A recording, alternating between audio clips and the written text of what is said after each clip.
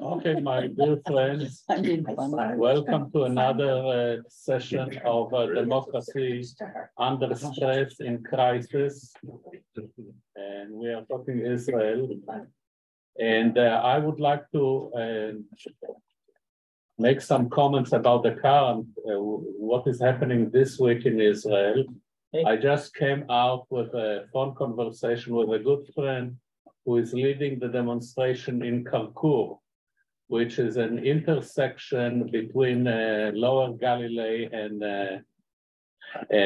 Route 6, and it's always in the news. So I think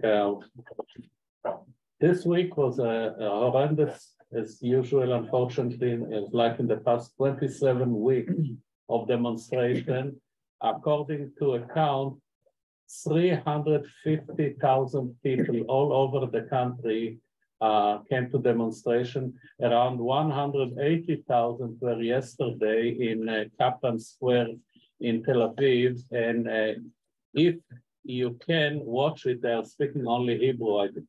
And it's on, you can watch it in Ynet or in Walla in direct transmission. It's 2 hours. Noontime, our time, 8 p.m. in Tel Aviv time. It's unbelievable important to see a democracy in action, how people are fighting for their own democracy. Not politicians, grassroots people led by a scientist from Weizmann Institute. So sometimes academicians can be strong and effective, and very important to see it. It's unbelievable. This week, the attempt, like today, is to get rid of the Attorney General. She was asked by the government to come and explain why they are not using force to get rid of this demonstration in the streets all over the country. We know about the chief of police in Tel Aviv resigned last Tuesday, which brought a spontaneous demonstration all over the country. He was ordered basically by Ben Gvir, who is, for all practical purposes, a fascist Jewish minister, who was not recruited to the army because of his fascist view. He is a follower of Kahana, and he can find some kind of a loophole which enabled him to be elected to the Knesset. And he said, why you're not using force? And in the way that the chief of police in Tel Aviv said, he really wanted me to see broken bones and fill the emergency room in the Ichilov hospital, which is the largest hospital in Tel Aviv. And he said, I cannot do that, and he resigned. The Attorney General today said in the government where she was ordered to show up that people are allowed to demonstrate, and and some of the people in the government around the table are under advisement of being in a court lawsuit. They cannot question her because she's basically behind filing the lawsuit against their behavior. For example, there is a minister by the name of Derry. He was not yet, he is a contentious nomination. He served time in prison for bribery and all kinds of shenanigans 10 years ago. And now he cannot serve in government at all. So they want to challenge this idea and the law that they're going to push in the Knesset is basically that even if someone is violating the law, but he is a member of the government, they cannot petition to remove him from office to the Israeli Supreme Court. So the Israeli Supreme Court will have no access or ability to remove people who violated the law if they serve in the government. And this kind of law is, they are trying to push on Tuesday. And all over the country, the trade union, people who serve in the military, in the health services are going to basically call for a general strike. Among others, they are going to shut down Ben Gurion Airport. Pilots and elite forces, some of them are serving as volunteers because they are over the age of service, which is 44. But they continue to serve. And they are saying they will stop serving in the army. The cyber security people said that they will call the day off, and if the law passes, cyber security are in charge of everything, of all the defense of Israel via internet and in when charge. Is that next week? This is Tuesday. Today is Sunday. So in 2 days, if they are going to pass the law on Tuesday. So what I didn't understand is what position the Attorney General is taking. The Attorney General is he can say if it's a law passes is unlawful, illegitimate, and make a case in front of the Israeli Supreme Court. He's behind lawsuit against Prime Minister Netanyahu and the so-called Minister Terry. I'm not sure if he's in the government or not, but they want to pass a law that will basically say that they are immune to any kind of intervention from the legal process. Unbelievable. I'm confused. How does the Attorney General be selected for office?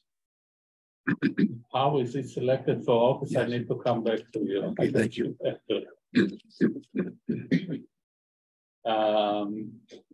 But that's an important question that I didn't follow through.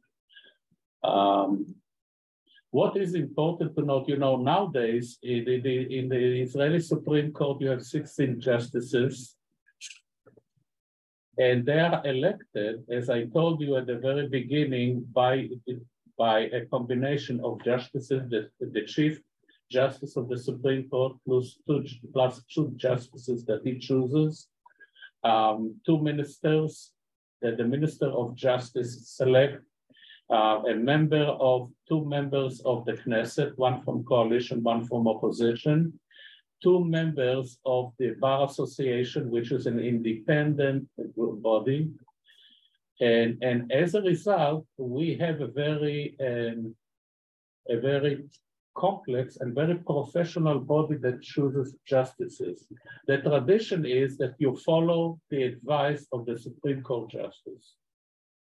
And the justices that are elected are elected by professional criteria, not by political affiliation. You can see by the fact that today the Supreme Court justice belong to the family of the Likud. But she's against the attempt to dismantle the authority of the Supreme Court and the judicial system in general. They suffered several defeats in the latest election to the Bar Association, where they elected members who are supporting the Supreme Court and not members who support Netanyahu. So guess what? The Justice Minister decided not to convene the judicial committee without giving any reason why not. It's very clear because it doesn't have a majority. He also commented that he's going to dismantle the Bar Association of Israel. Then you can tell blatant attempt to dismantle Israeli democracy.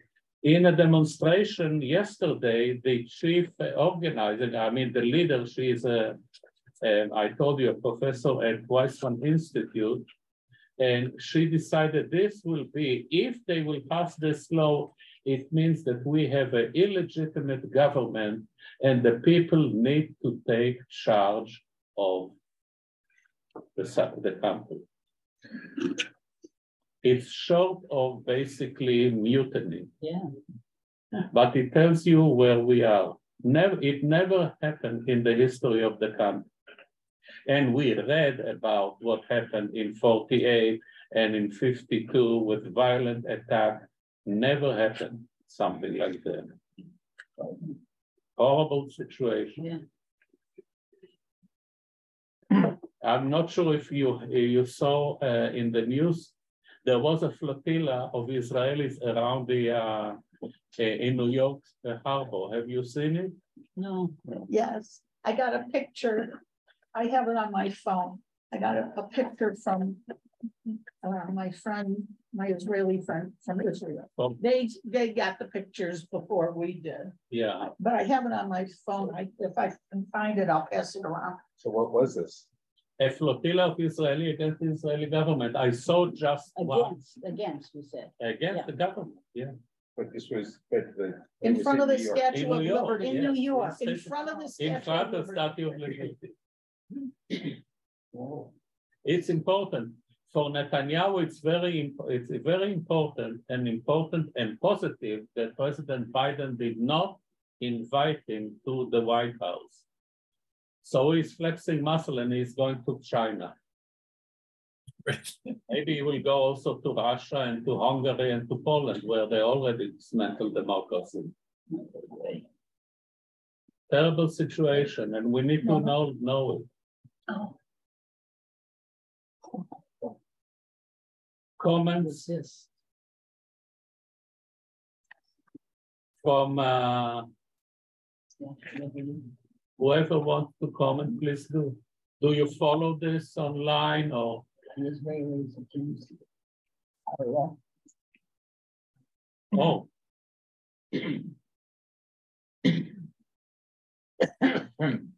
Did it disappear? Yeah, I don't see the picture, I see messages. Oh, Probably within the text, so You can't touch it. one of the texts probably has the picture attached. It should be at the bottom. Yeah, we can get it back. at the bottom, oh yeah, I see it, yeah. Resist, Resist, it says. here. Resist is the case. Yeah. Terrible. But that's the picture in front of the Statue of Liberty that is going All around over Israel. Israel, yeah, yeah. Are those Israelis who are Israelis and who have dual citizenship, I or don't know. I mean, Nobody because to knows. me, They're you know, Yeah. they Israelis left who Israel live and came here to live. No, it could it's be like myself, I have a dual citizenship, so. And up to the age of 44, when I came to Israel, I had to go to the military unit and get a discharge letter to leave the country. And when I turned, Was there talk about this particular move before Netanyahu became the prime minister again? This What was this anti-democratic move, or is it coming mostly from him? Did the arguments Come from Netanyahu. to dismantle start before Netanyahu? no, it's very, it's like some kind of a surprise that came after the election. It was not an issue in the election.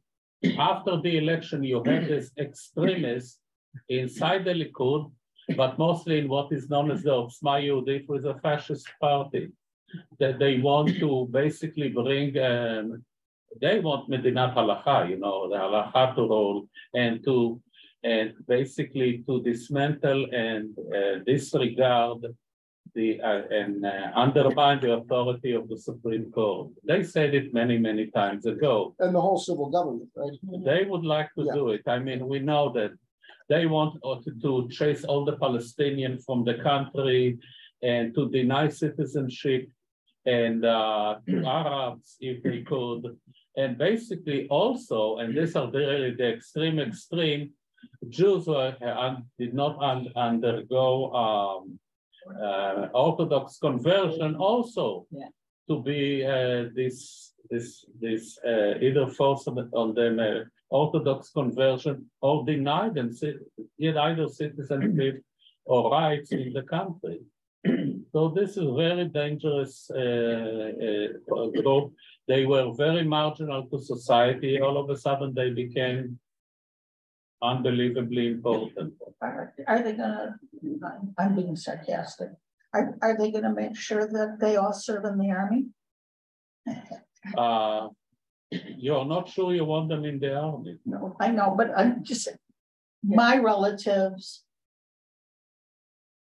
can't stand them because they don't serve in the army. We are going to talk about it in great detail. You cannot label them in one way. You have among the religious moderate who support the government and serve and pay taxes. Then you have extremists who would have liked to annex the West Bank and make it a Jewish state. And then you have the ultra-Orthodox who deny the existence of the state of Israel and wait for the coming of Messiah. So you have all kinds of variety, a plateau, and then you have all kinds of a group of people with different ideologies. I'm going to talk about it a little bit now. Before we move on, how big a role does Netanyahu's legal issues play in this whole undermining of the court? Unbelievably, the central role. Yeah. The central role. He Yeah. can decide not to continue with this legislation altogether, and that will take care of business and things will calm down. But he is doing it because he doesn't want to stand trial.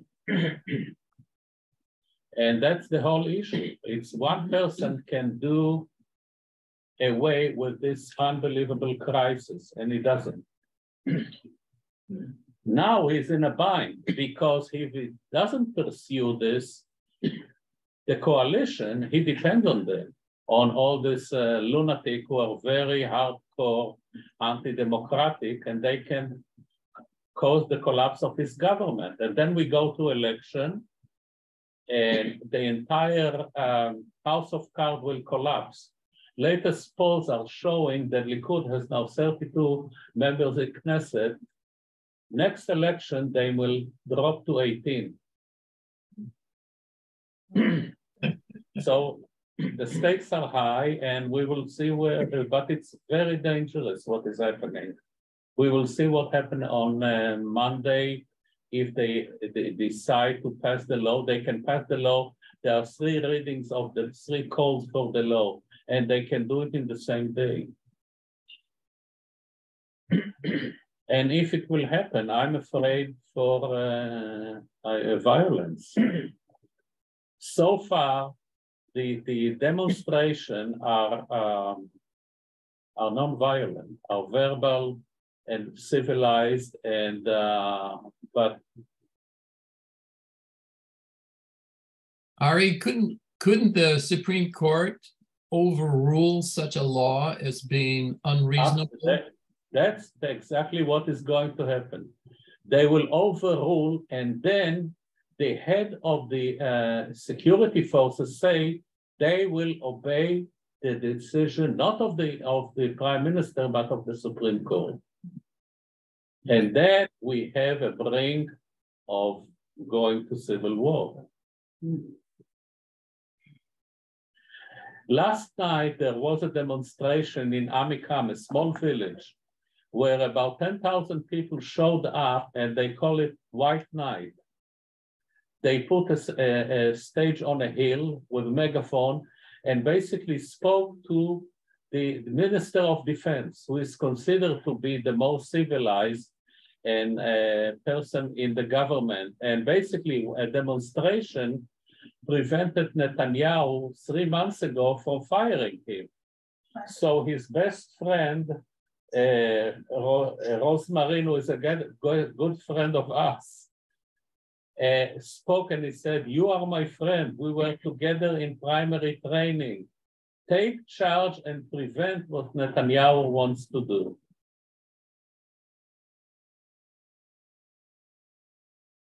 And this demonstration of White Night, so it's called, started at 10 o'clock up to 3 a.m.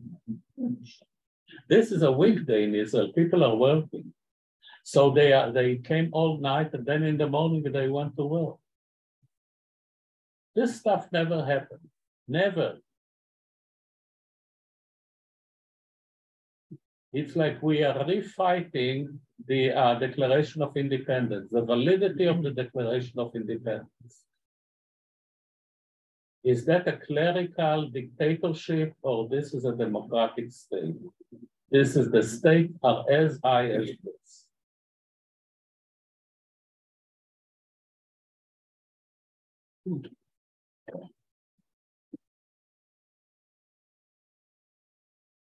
They're willing to risk also a huge brain drain.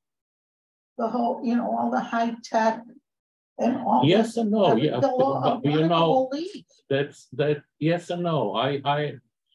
There is an index of happiness. Believe it or not, Israel is the happiest country in the world after Finland and Sweden. Because people like to live there. They have a sense of camaraderie, of togetherness. When I go to Israel, I feel very good. It's your friends, it's the quality of life, but they are going to undermine it. And that's why the fight is so strong. Why should they give up? Who is paying the taxes? Who is going to fight? These people. In the demonstration in Tel Aviv and in Haifa, I know mothers who lost their children came to demonstrate it. And they say our children didn't die in vain. We are fighting for their memory.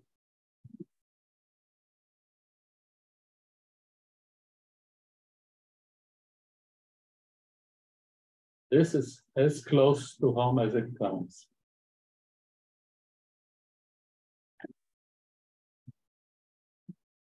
Now, we are going to connect today and next week. I'm going to do more related to democracy, freedom of speech. I need to find out the good readings, compelling reading in English. It's not easy for me to find this stuff all the time. But I will find, because it's connected to what is going on. Today, we are going to talk about who is a Jew, but in a different way. We will talk, first of all, the Olshan reading, how the religious party became so powerful. And we are talking the National Religious Party, MAFDAL, M-A-F-D-A-L, written in your readings, National Religious Party, which was the center kingmaker of the Israeli government from 1948 to 1969. And Olshan, the Supreme Court Justice, once he was not anymore, he wrote about it, and I'm surprised that he wrote it as still serving as a justice. So, what is so surprising about what you read about Olshan? Yeah. About the Israeli government? I don't know if this is all that surprising, but it kind of reinforced what I'd always thought about the fragmentation of parties and how nobody can get a majority. Even the big parties can't get a majority, so they grab where they can, and the smaller parties are opportunistic too, and so yeah, it's just mutual opportunism that comes and makes alliances that you wouldn't necessarily expect, but the small party can be exercise tremendous power for its size. That's true. It's important to notice, it's in contrast to American that you have one party wins and one loses, and members of the government are just employees serving on behalf of the president. In Israel, it's not this case. It's a coalition government. and all kinds of partners are coming together. It's a jigsaw puzzle that you need to be a master to arrange it. And Ben-Gurion, when he did it, was not a good guy in this one. He was very ideological, very determined. Other people work on his behalf to create this coalition. But why the religious party was so attractive to him? The guy is a totally secular guy, Ben-Gurion. Why he wanted them? Yeah. It was very convenient because they didn't care about any of the secular issues. As long as they had their little silo in what they were interested in, they would go along with anything he wanted. What were they interested in? They were interested in their schools, and they would like to have halakha as the law. Right. So they got the religious, there is an office, the Ministry of Religion, Ministry of the Interior, the most important for them, because Ministry of the Interior is supervising divorces, marriages, inheritance. Categorization of whether you're Jewish or Categories of you're Jewish or not. But they didn't care about the economy. And they don't care about this stuff. They care, but But they don't make not a as deal about much. it. Yeah. Yeah, and they care about basically supervision of kashrut, supervision, observing of Jewish law and the Sabbath, which means no transportation on the Sabbath, no any activity, no restaurant, and so on. So if you open a restaurant, you kashrut is denied, and you don't have access to serve public offices or ministries and give service to the government and or to institutions. So you are denied access to unbelievable chunk of the economy. Now imagine if you are not kosher, cannot serve the military, which is about 50% of the economy in the 1950s. So you assume it's tiny, modest role, but it's unbelievably strong, effective, and very powerful economically without really knowing it. Ben-Gurion also thought that the religion would fade away. He thought they will fade away. How wrong was he? He knew it in his lifetime that he made a mistake. What happened in 1948, before the establishment of the state, the education system was socialist, religious, ultra-religious. What he did, he dismantled the socialist aspect of it. He make it a general education, which took away element of the socialist agenda. However, the religious schools kept their religious identity to the present day. So I went to a regular school. My parents were not, my mother was religious, but she was religious Zionist, not religious. My cousins, all of them went to the religious school. And they have a totally different outlook on society and democracy than I have. Ultra-religious, they are separated still between non-Zionists that never got support from the government, they are the Satmar, anti-Zionists, and then you have some Agudat Israel, which were ultra-religious, separation between boys and girls in schools, very religious. They got money from the government, did not serve in military, and still got subsidies from the government. They were very tiny, small, now they are large. But don't they still get those subsidies? And they I get know, 'cause my subsidies. friends' grandkids all get that. And Her they're son getting doesn't work. subsidies and not serving in the army and vote. And her son doesn't The- work. Now, what is important, they understand democracy more than all of us put together. They have 90 to 100% of voting. No. By the way, I think you go to New York and in the Satmar section, you will see 100% of vote. Because they know vote gives you power and benefits of the government. So this is the situation that we are experiencing. With the name is democracy. Now, the National Religious Party, which was a major fixture in Israeli politics, was a very responsible group of people. They were not extremists. I think I told you in a different class that I taught that when in 1967, Israel had to make a decision to invade and reconquer the old city of Jerusalem, the vote against entering into the old city of Jerusalem came from the religious party participants. They were thinking about the superpower. What if the Soviet Union will intervene and prevent us from doing it? What will happen to us? They were some kind of very responsible in that respect, very pacifist against war, against aggression in military terms throughout the 1950s up to 67. And then they changed course and they changed the political representation of their group.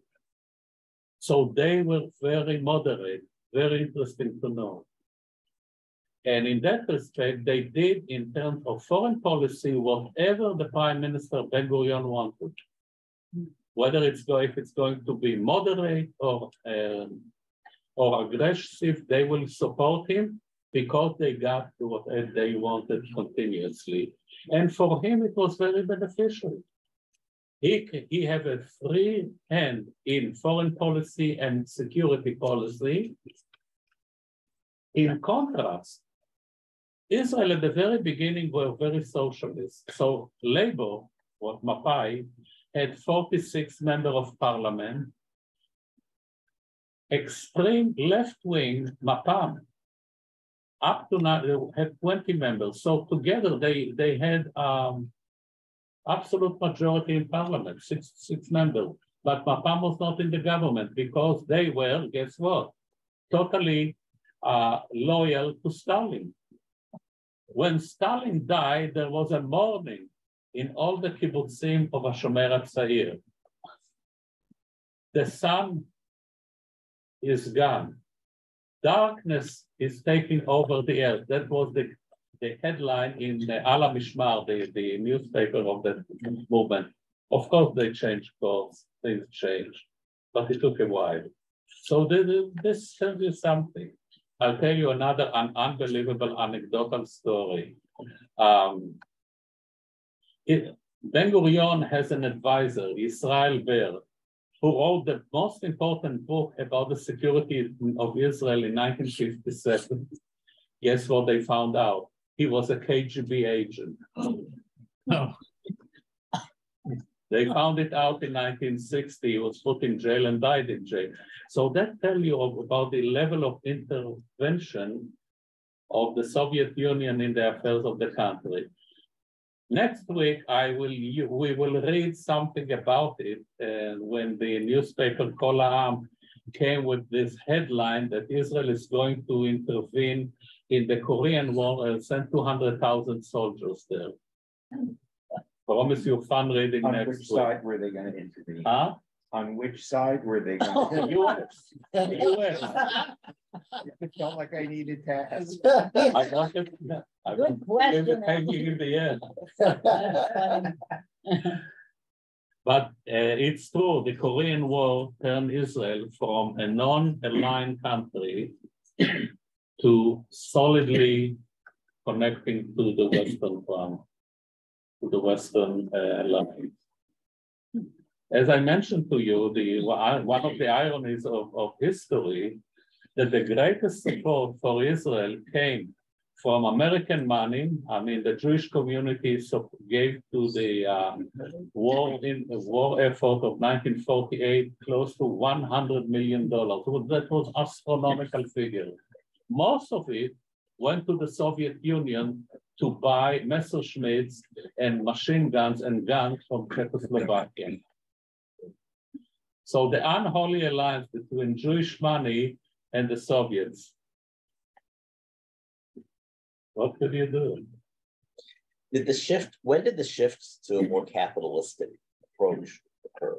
With Netanyahu.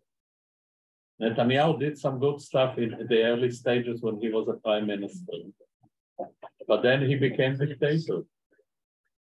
Too much power, unrestricted power. It's in the past 10 years. Something happened. Isn't Russia still one of the largest trading partners with Israel economically? No. I thought I read somewhere that. Really? I would like, send it to me. I would like to see it. I don't think so. What do we? So I thought that was one of the reasons that was holding them back from sending weaponry to Ukraine. Oh, I thought it was Syria.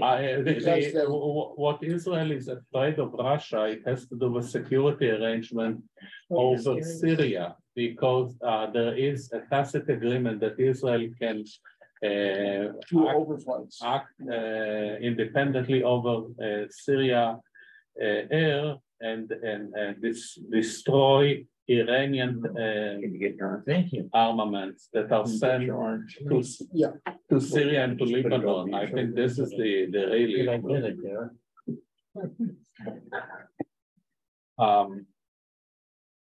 Now, something about the historic coalition between Labor and the religious party, which is important to note also in the connection of the challenge to democracy in Israel today. You know, religious parties were, if you are ultra religious in the 19th century, early 20th century, believing in Zionism is anathema, because you believe that the Jewish state will be recreated with the coming of Messiah. It's a monumental event that only divine intervention can cause. So what we have is we have a lot of the first group of Zionism, the second Aliyah and the third Aliyah were secular. I mean, they built kibbutzim, they live together without marriage. Unbelievable stuff. And then something happened. What happened is a guy by the name Avraham Yehuda Kook, K-O-O-K. He was the first rabbi in the British Mandate, who was elected as the chief rabbi of Eretz Israel, of Palestine, at the time. And he said Zionism is redemption. The secular Zionists are messengers of God. They were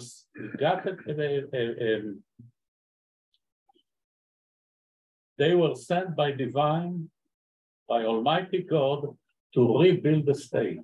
And we need to help them, even though it's secular. We don't know how God is working in mysterious ways. This is the beginning of redemption. This is the beginning of Geulah.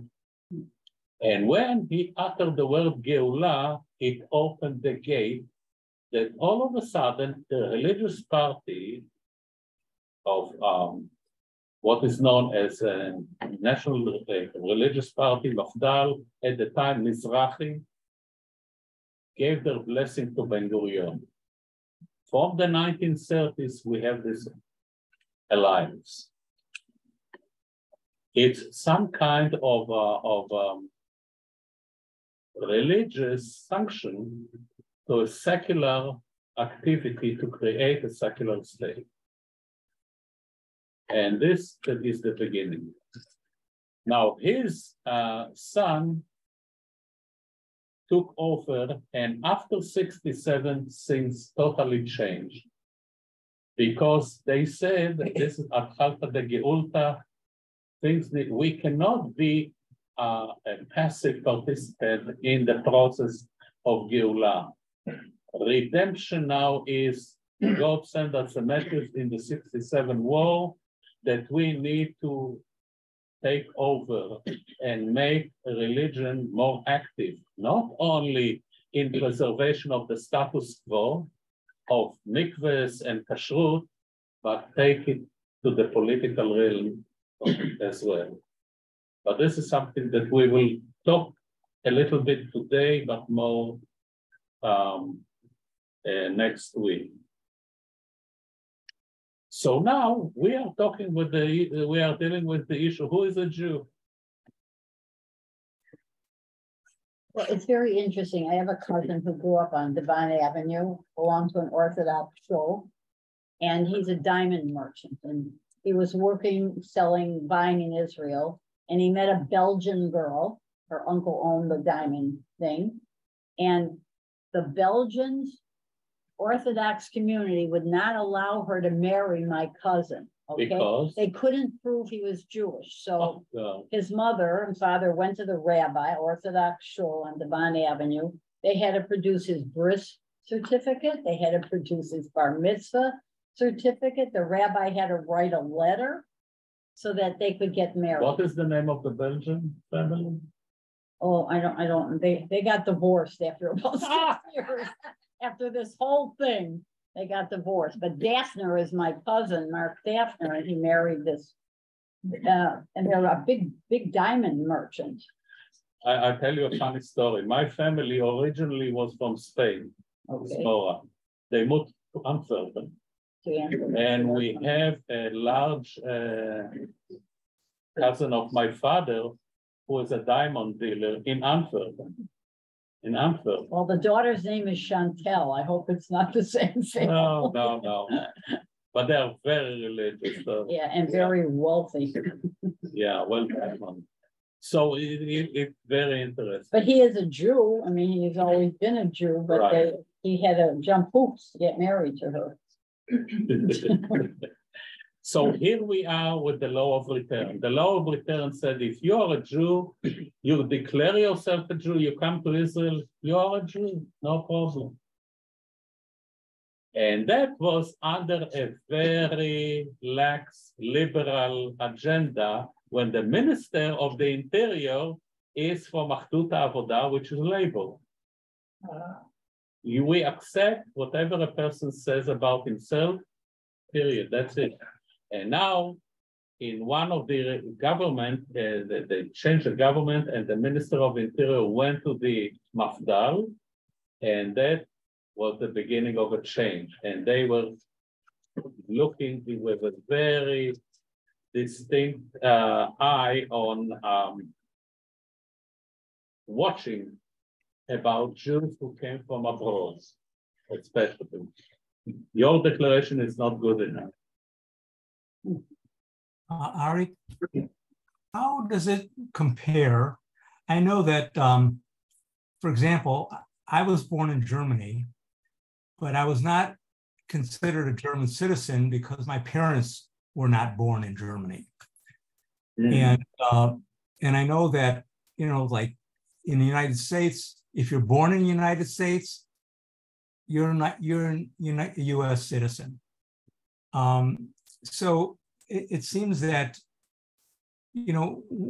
what Israel, and I'd like to know, if you know anything about, like, for example, in Arab countries where there were Jews, like in Baghdad, when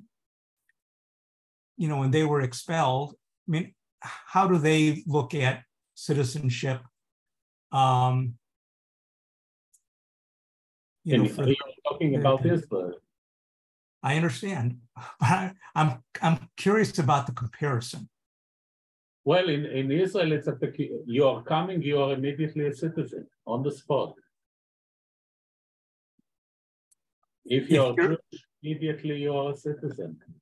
Okay, so basically it has to do with if you're Jewish.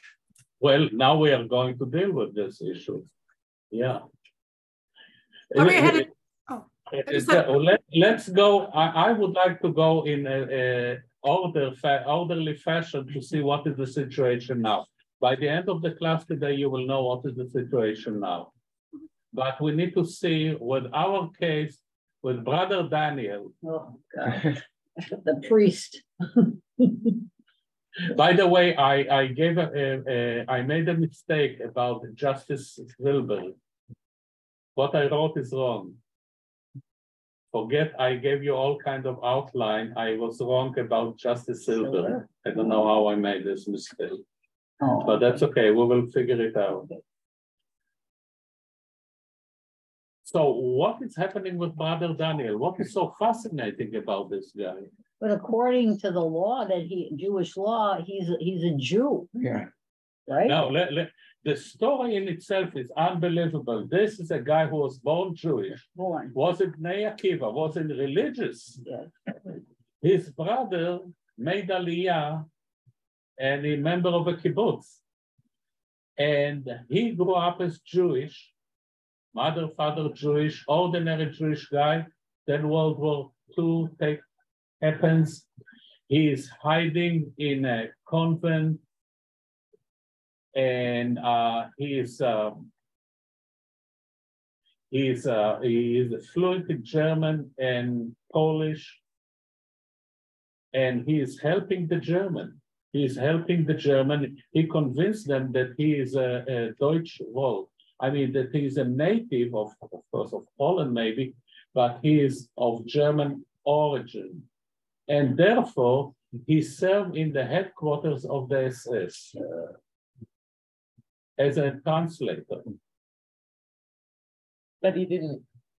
But as such, as a translator, he was able, to approach the Jewish ghetto in Mir, smuggle weapons to the Jewish people and tell them when the latest liquidation act is going to take place.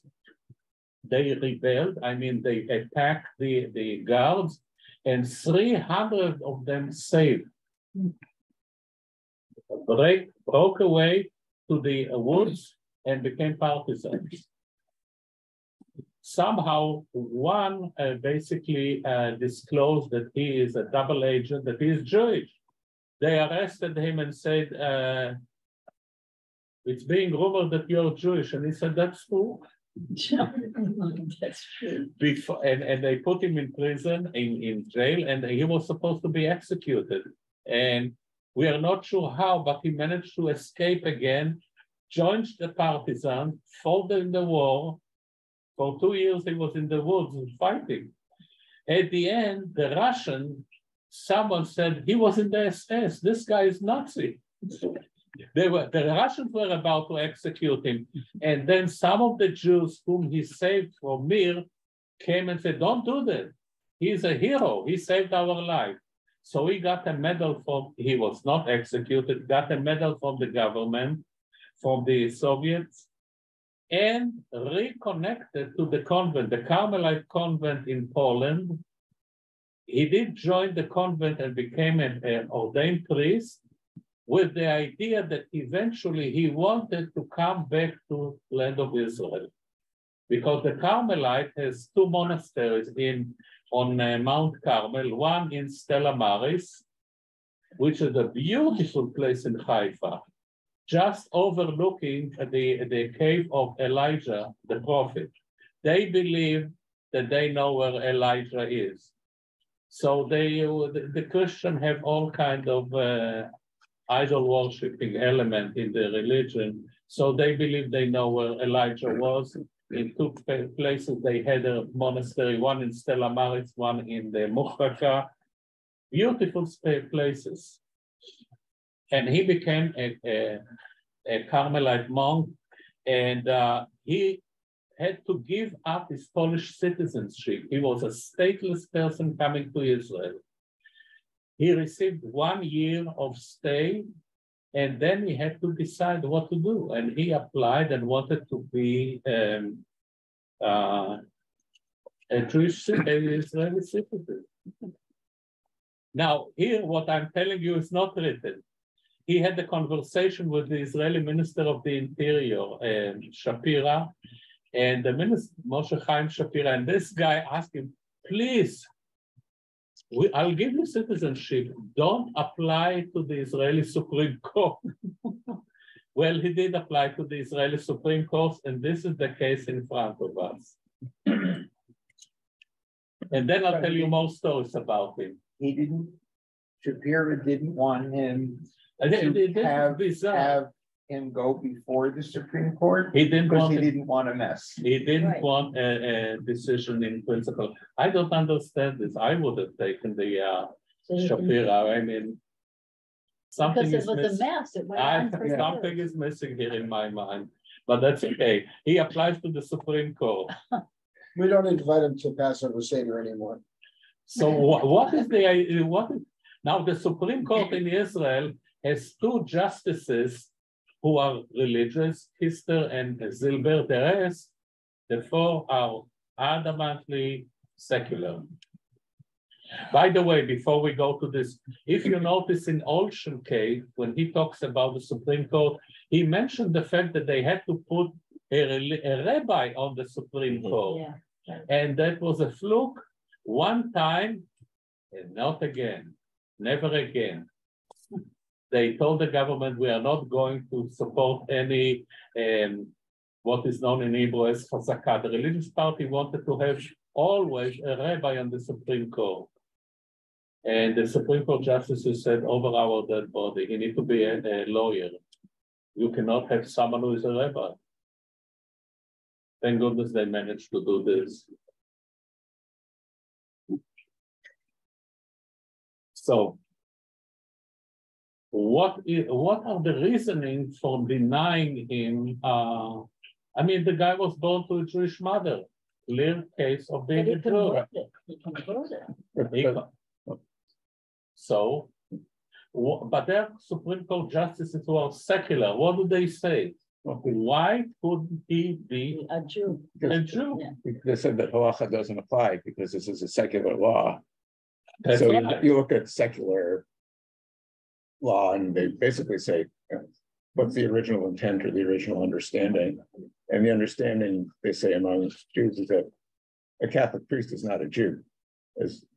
So the secular justices end up being very, I thought it was kind of paradoxical, but the secular justices end up being hostile to this man who doesn't fit the usual, who wants to be a Jew, or wants to be recognized as a Jew, that has these strange complications. But what kind of argumentation do they use from Jewish law in order to deny him citizenship? They said, for example, he cannot be a member of a minyan. So they notice the shift, the irony, they are going to religious principles.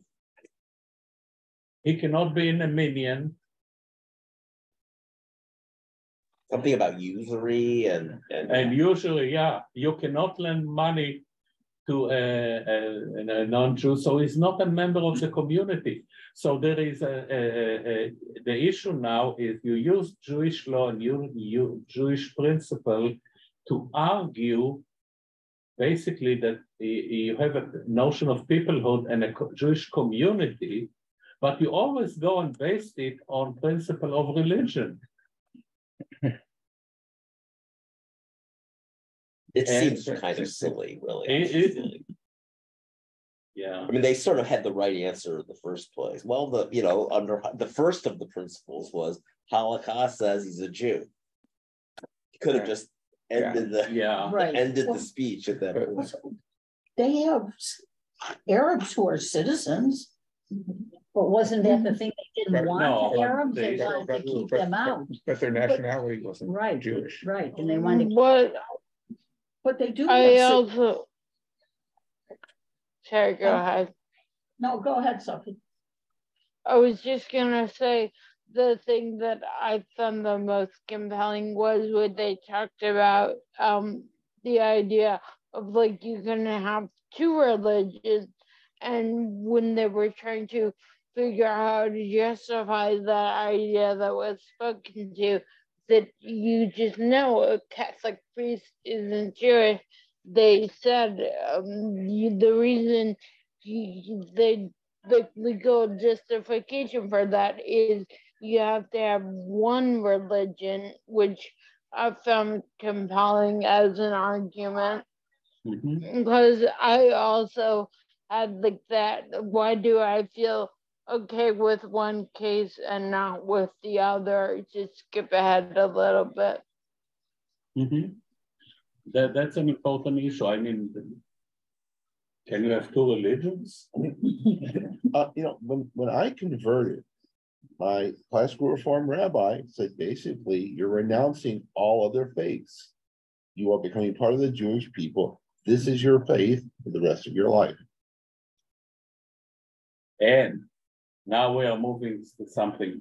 After this case, we have the notion, in order to be a Jew, you have a piece of legislation, it come a few years later, that says that a Jew is someone who is born to a Jewish mother, converted, and does not belong to another, doesn't have another faith. And that is the law today. And by the way, when you look at the Israeli ID card, at the time when I grew up, it has religion and nationality. Now there is nothing. No religion, no nationality, nothing. Just nothing. Nothing. So how does the categorization apply today?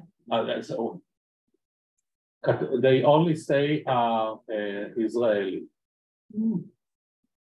The issue of nationality is important in all religions to distinguish between Arab and Jews. So now they say they have a much more sophisticated way to distinguish. You have either a thumb or a face. I have a face recognition. So when I come to Israel, I just put my face and enter the country. Wow. You don't need anything. You have a passport. They put the passport and your face, the machine, and you enter. Don't get plastic surgery. I had a question.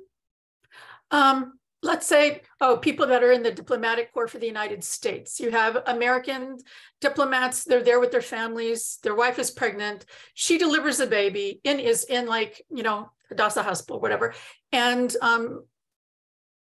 what is the status of that child? That child is born in Israel on the land, but they're not considered Israeli, correct? Oh, no. Okay, it's the status of the parents that flows down to the child. So whatever citizenship the parents have, even if the child is born in Israel, that's the citizenship. Like, goes to the child. Okay, yeah. Yeah. Unlike here.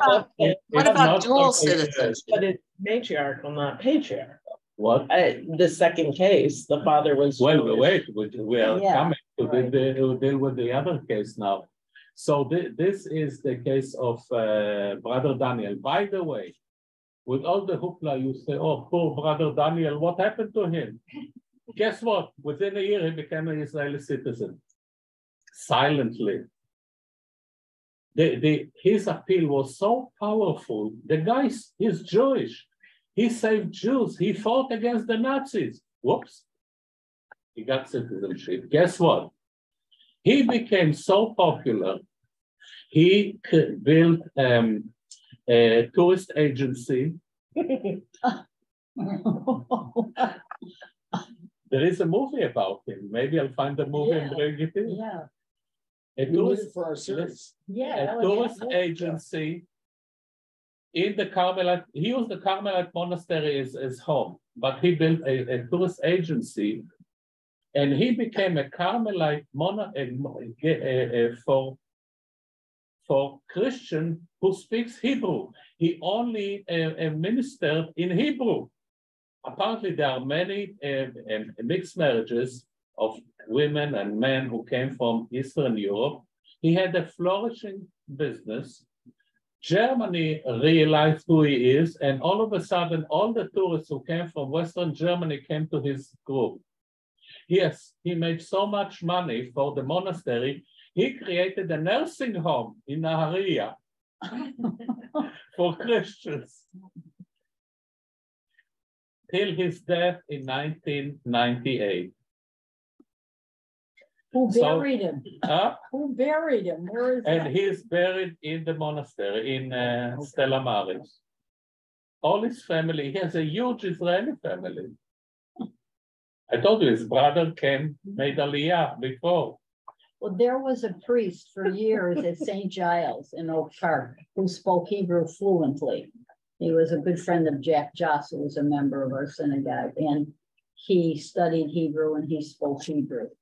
And so, you know, there are people who are interested in. Oh, yes. Yeah. I mean, we had in my alma mater, Hebrew University, the chair of the philosophy department for the brother Dubois, a monk who spoke fluent Hebrew and was an avid Zionist. So you have all kinds of ideas that are coming along.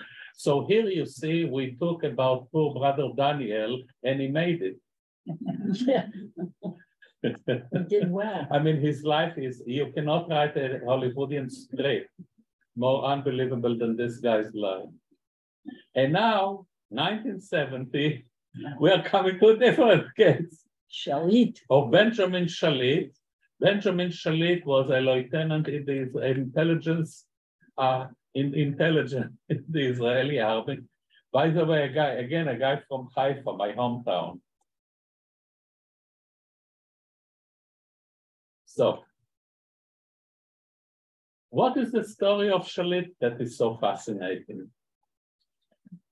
Well, his wife was not born Jewish, and they were secular. And so halakhically, the child was not Jewish. And they wanted the child to be registered as Jewish. But they didn't want a religion. Not the religion, but the nationality. Right, on the card, on the ID card.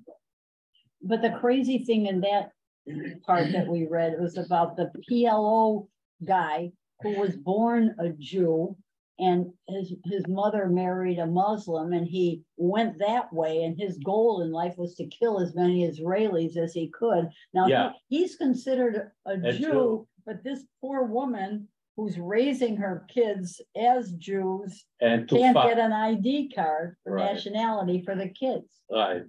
And they are going to fight, and they are fighting in the army. He is fighting in the army, her husband. But the people are fighting against it too. The guy wouldn't write write up what he's supposed to write up to what his opinion was. He kept delaying. The Chief Justice, Argonaut. Argonaut. He kept delaying it and delaying it. And he's an American. By the way, he's from Chicago. Right. But I found it interesting that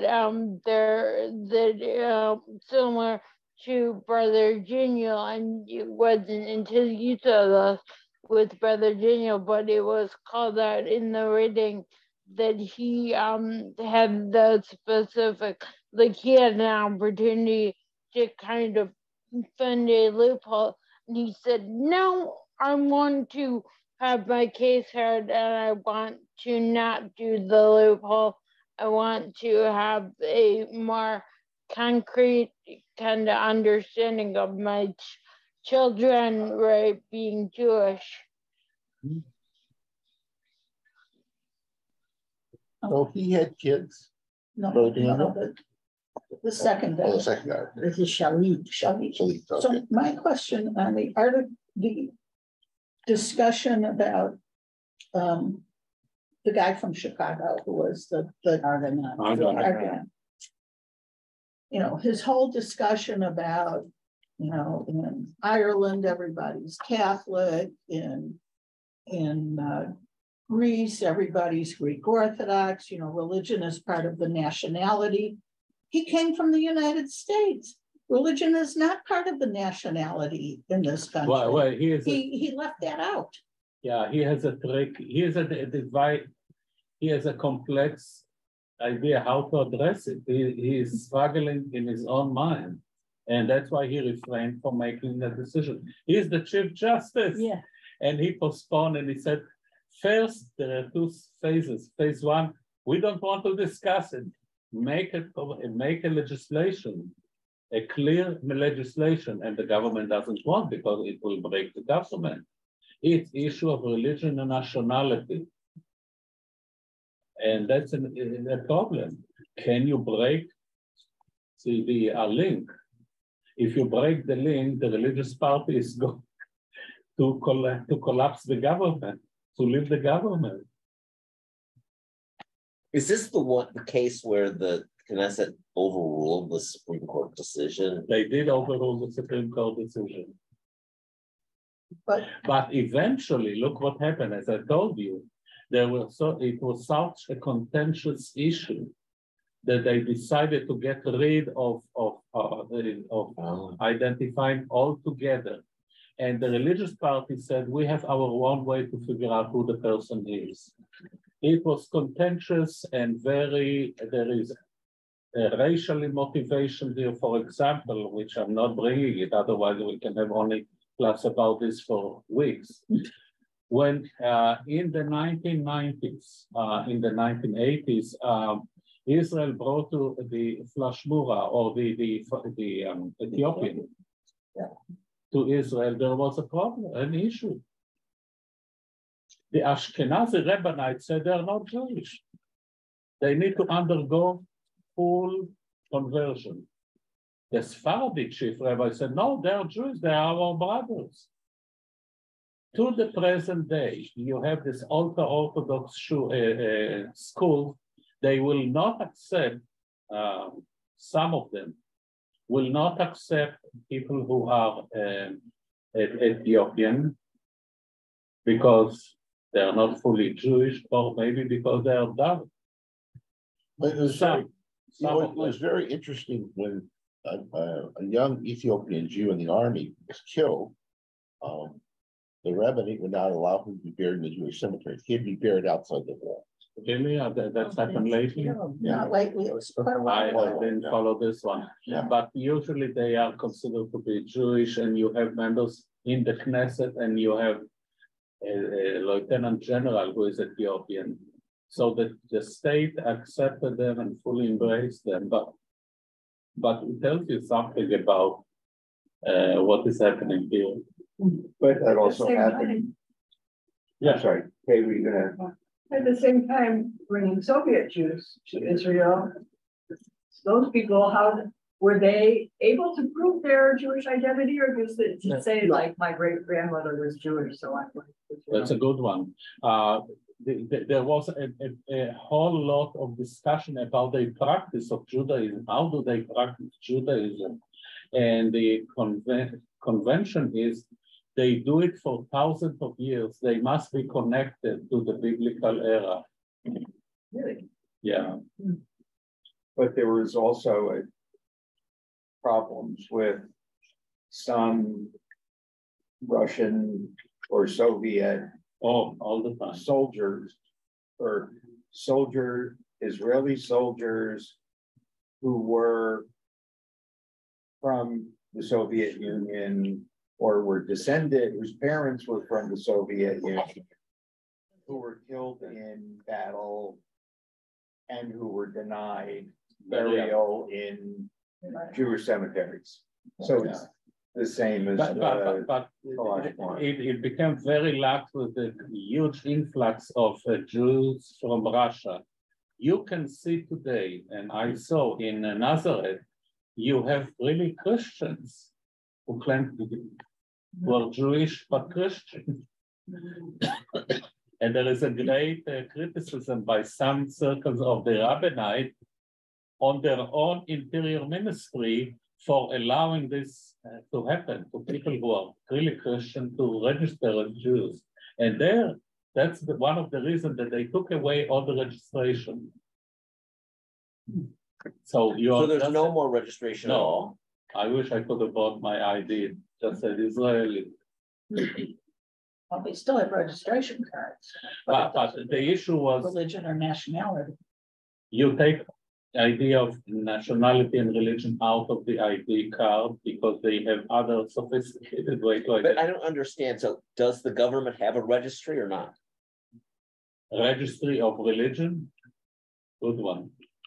The government, I don't think so. I don't think so, but the religious parties, yes. The Orthodox party, those in charge of weddings, they have registered. So it only applies if you want to have a Jewish wedding or to get married. You have to get married either in a, if you're a Muslim, you can get a Muslim marriage. Right. If you're a Jew, you get a Jewish. Yeah. But if you're not either, you're just out of luck. If you're Jewish and you don't want the rabbinate, you can marry in Cyprus, civilian marriage. But what if it's a convert and they don't accept the conversion? They don't unless accept, it's Orthodox, right? So you married civilian, or you married in court. Or you come to America. Get married anywhere. Right? Yeah, it's ridiculous. It's ridiculous. There are situations like in my family, some of them are very religious, they do, but the other who are secular are going to Cyprus. And who married them? Civilly? Civil marriage, it's a very prolific industry. It's half an hour. What's the name of the group, the really ultra-Orthodox in Israel? Haredi? The Haredis, yeah. And my friend, whose son is, her one son's married to a Gentile, and the other son, is a Haredi, and his kids are starting to run away, like going to Tel Aviv to school and wearing, modern clothes, and the parents are having a fit. Yeah. How did it happen? They watch television. Yeah, I was gonna say, How can they watch they don't have a TV. They don't have a TV. They have computers. They have cell phones. Yeah. Cell phones. Yeah, that's true. Well, so one of the argument is making Zilberg said it will create a civil war if we allowed Shalit kids to be registered, because he wants to disconnect the association between nationality and religion, and they are intertwined. If we are cut the Gordon knot, God knows what will happen. It's a sine qua non, and the religious party, they passed it 5-4. They let them register as a Jewish person, but the kids. But the religious party said whoever does it is violating halakha. So all the clerks at the Ministry of the Interior are religious. They didn't register. So it's a violation of the secular law, right? Major problem. So they came, they didn't sleep for several nights. That's the issue in Israel in the 70s.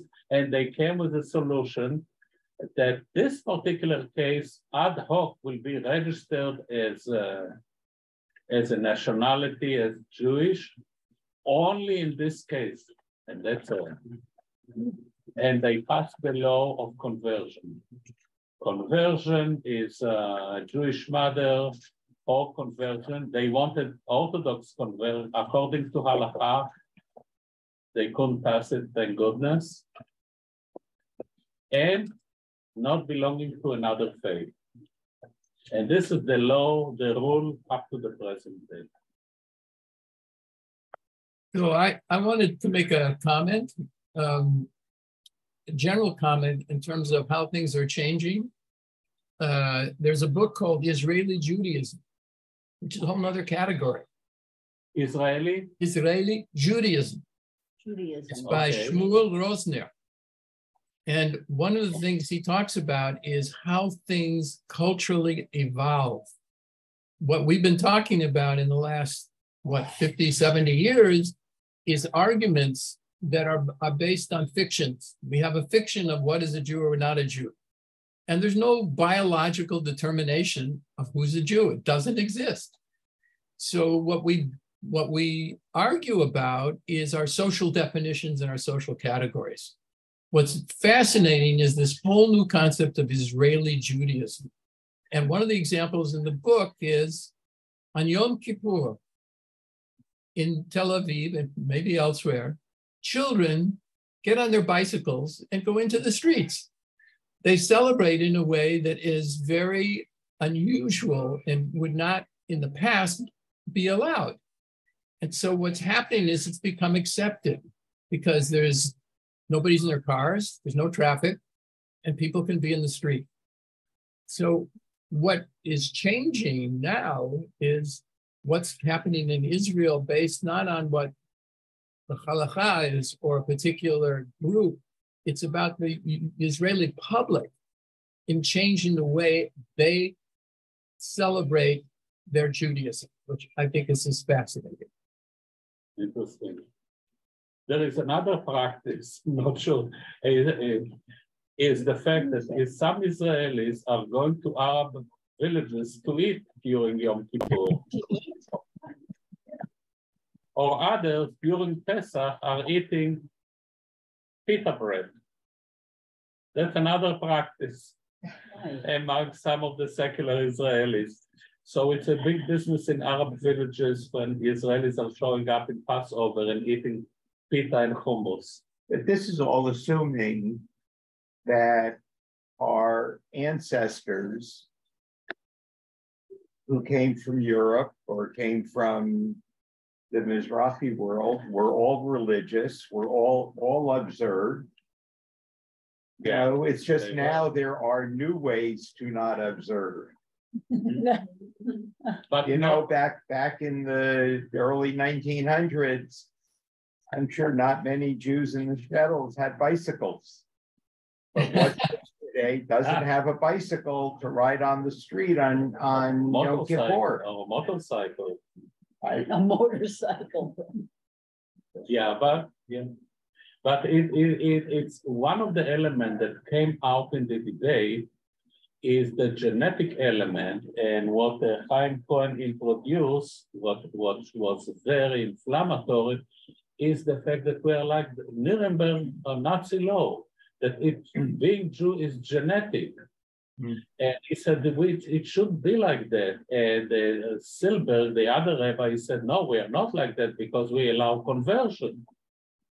And that was a major debate. And at the time, Chaim Cohen, who was raised as a rabbi and became a totally secular guy, and his wife was he was a divorcee. He married the wife of the first Supreme Court Justice, of the daughter of the first Supreme Court Justice in 1966, and he was basically ostracized by the religious establishment.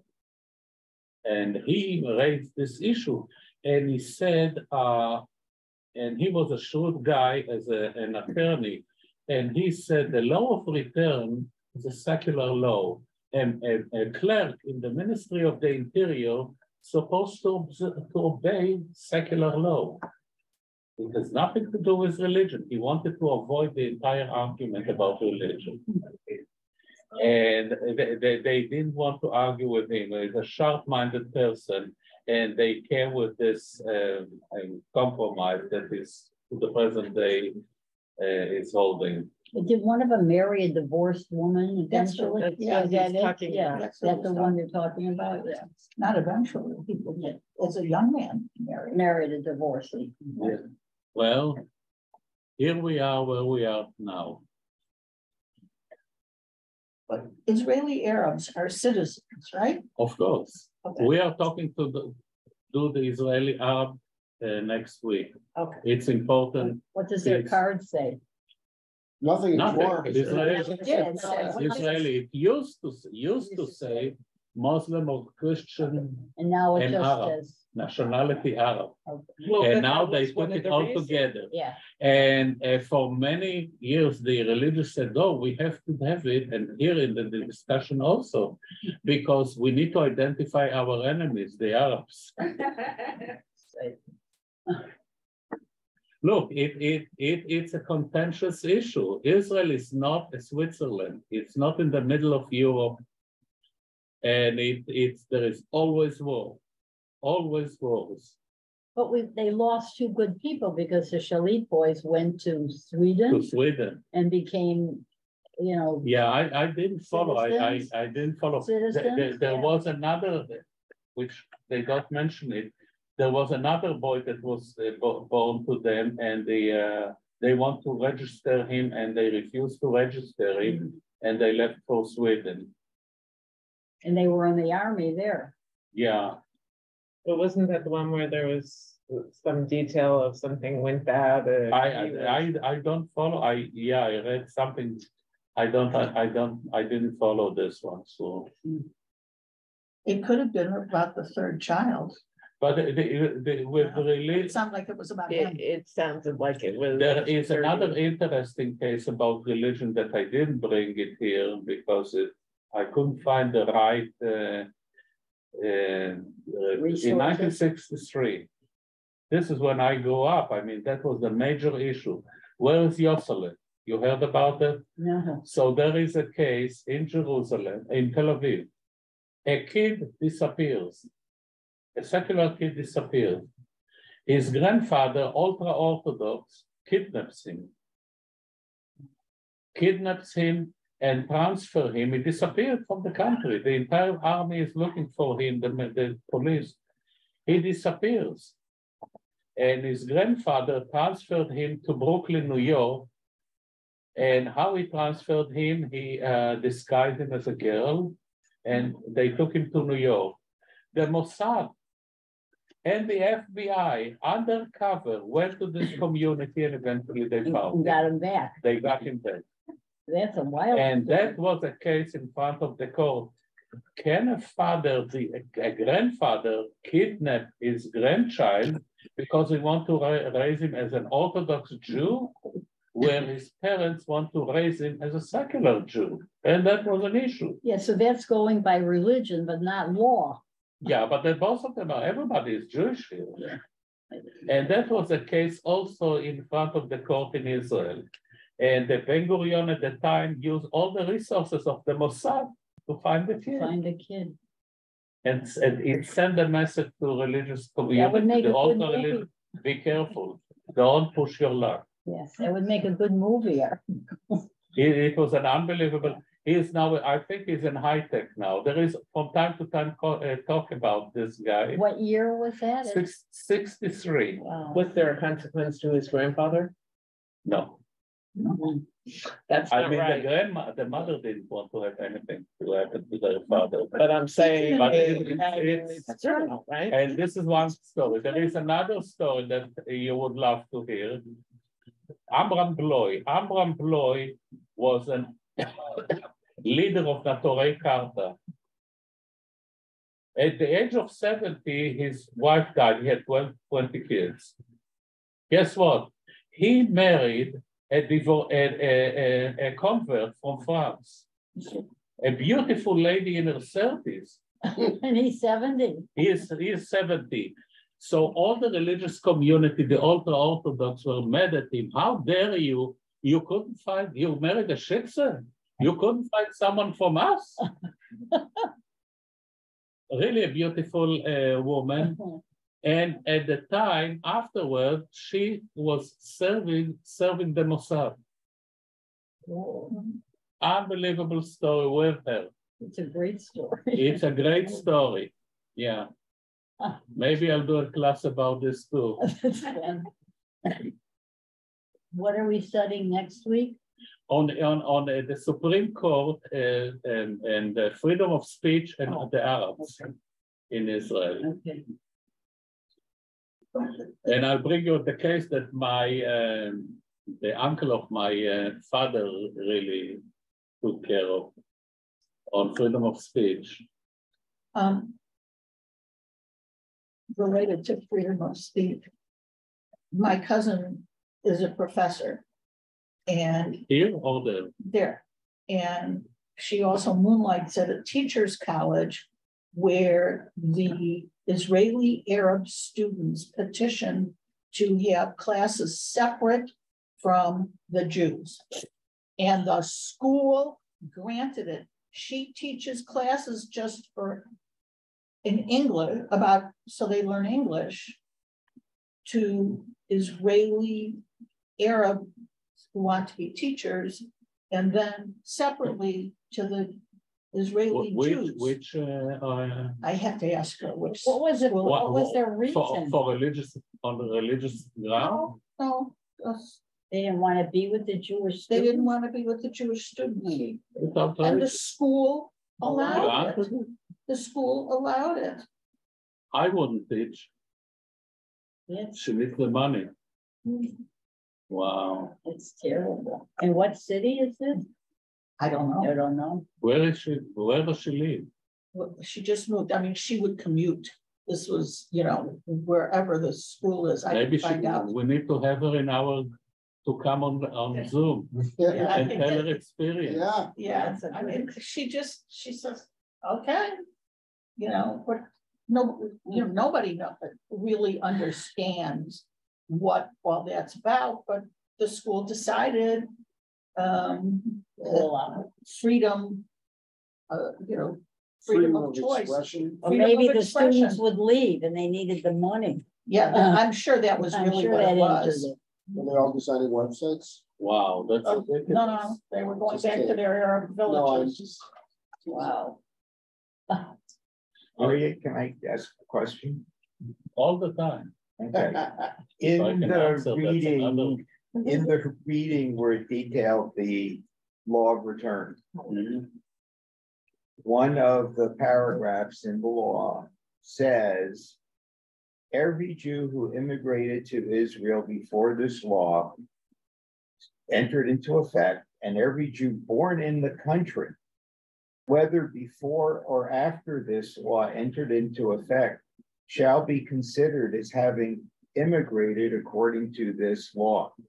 I just found it very strange that they say, if you were born in the country, you're treated or considered as if you had immigrated, as opposed to the other way, which I would have thought it would have been, which is if you immigrated, you would be considered as if you had been born here. It just struck me as being an odd construction of I actually need to look at it with a magnifying glass and see why they wrote it the way they wrote it. Do you suppose it's because they wanted to decide whether they were Jewish or not? That they wanted to decide whether all the kids born in Israel were Jewish or not? I don't know why they wrote it. I'm thinking though, I really want to Google. But that makes sense. That makes sense to me, Alan, because a person being born in the state of Israel has no bearing on their citizenship. What I just confirmed with Aryeh said, it's like whoever, you can be born there by accident. You're not an Israeli citizen. So the only thing is, so immigration and immigrating as a Jew seems to me to be a higher status and the deciding factor on your identity than if you're born in the country.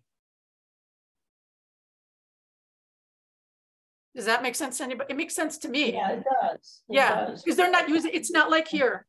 It's not like here. The status of your parents. We're very unusual. We're very unusual in the world because all over Europe, just because you're born there doesn't mean you're a citizen there. In most cases, not. Right. Yeah, and in the United States, it wasn't always like that. It was the law was determined after the Civil War to make sure that the freed slaves received citizenship. So, well, but wouldn't the basic reason be that you don't want, whether you're saying that or not, you don't want Arabs to be treated the same as Jews? And if you make it that if you were born there, you have the same rights as Jews, it's a whole different world. But this says the same rights. Whether you're a citizen, and the Arabs born there are citizens. But this they don't have the same rights. This says very clearly this refers only to Jews born in the country. It doesn't refer to anyone else. So it just seems just whether you have a right to be there. Construction of it would seem very odd. The law of return doesn't apply to any other ethnicity. All of it doesn't matter. Oh, because all the people who emigrated before, you know, a lot of them came in illegally before the state was formed, you know. And so nobody looked to see if they were Jewish or not. So they were just presumed. You just looked to see which way their gun was facing. Yeah. Right? Yeah, You're on the so right side. when my father came to the United States in 1900, he had no birth certificate. He couldn't prove if he was a Jew, a Goy, or, you know, whatever, because the little place that he lived, he would never admit that he was from Poland because he said he was on the border. So he was Austrian. Yeah, right. But the little town, the place had burned down, and he and his sister, 6 or 7 of them came. They had no birth certificates. They just had to rely when they came to New York on what the oldest siblings said, that they were Jews and that they were born in whatever Rakshabia, which is just supposedly means small town. It didn't even have a right name. You know, there were many people, usually poor blacks in the South, who do not have birth certificates because they were born at home. That's right. And it became a big issue when you needed ID to vote, and you needed a birth certificate to get the right ID. So what happened here when Social Security was instituted? Did everybody get registered then at that point? Yeah, but you didn't need a birth certificate at that. No, I understand. So that established their official identity. Not for voting in the South. And to this day, that doesn't, Social Security does not. So they can't vote. That's right. Oh. And they're kicking in Texas, they're kicking out people who are born in the United States because they don't have birth certificates. What are they going to say? We'll kick them out of the voting rolls. Oh, off the voting rolls. Yeah, the Voting Rights Act has been decimated. There's very little of it left. But when it passed, then those people got official state identity. But it's no longer valid.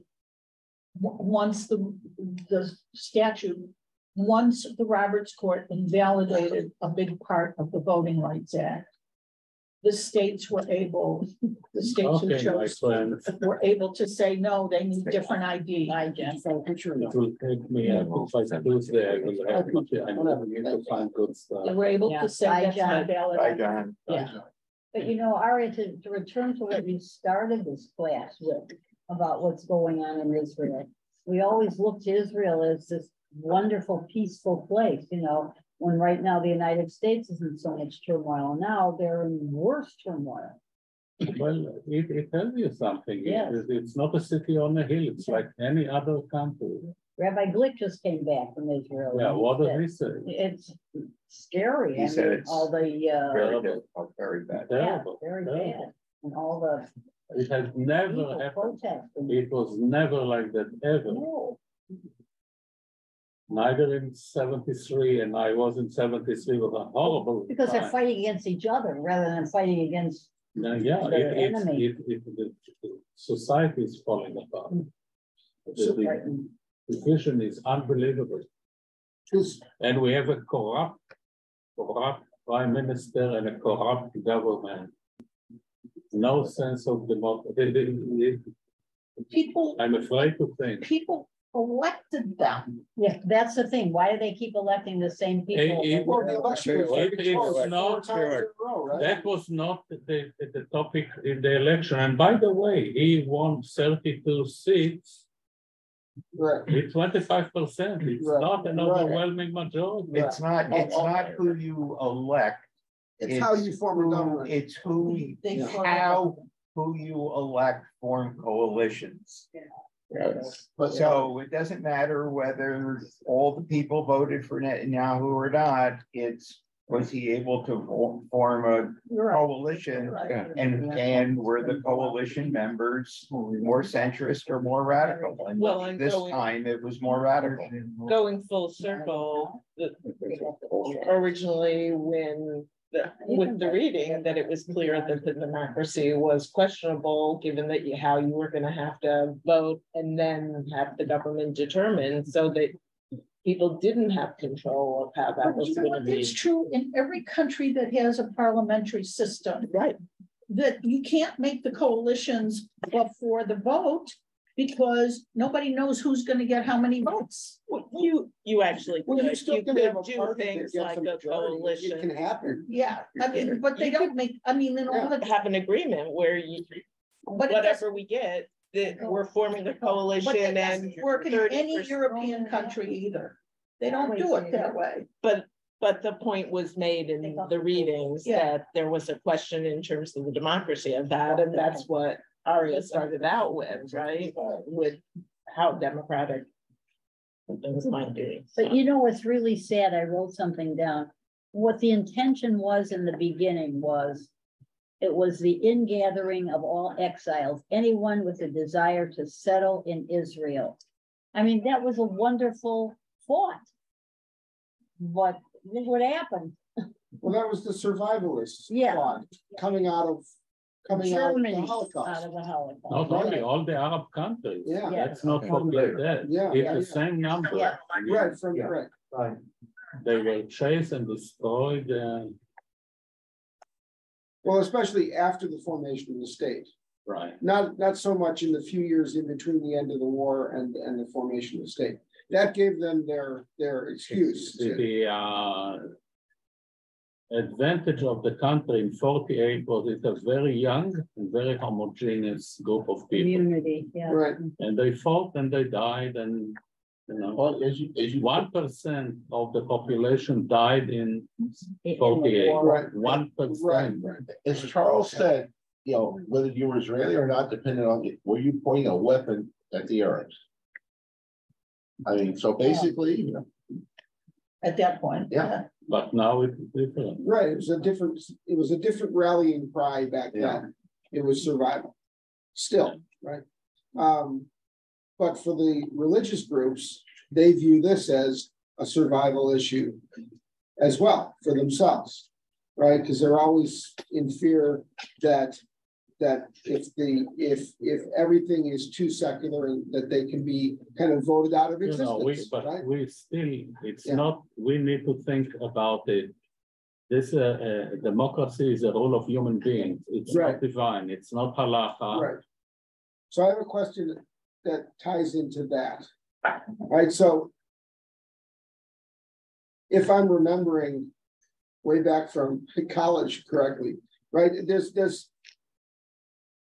There are two philosophical streams about issues of rights, right? There's one that there's universal innate rights, and the other is that all rights are political, no matter what. I mean, they're determined by whoever's in charge. And in America, right, we're going through a period where we're trying to redefine a lot of rights for a lot of groups. Right. So people are not necessarily accepting the fact that, well, LGBTQ should have the same rights as anybody else. Right. It's got to be legislated. Right. So if on one hand, the religious groups, they have their idea of rights that are given directly from God. Yeah. Right. And everybody else is trying to figure out how to legislate the right set of rights, the right intersection between the rights of this group and that group.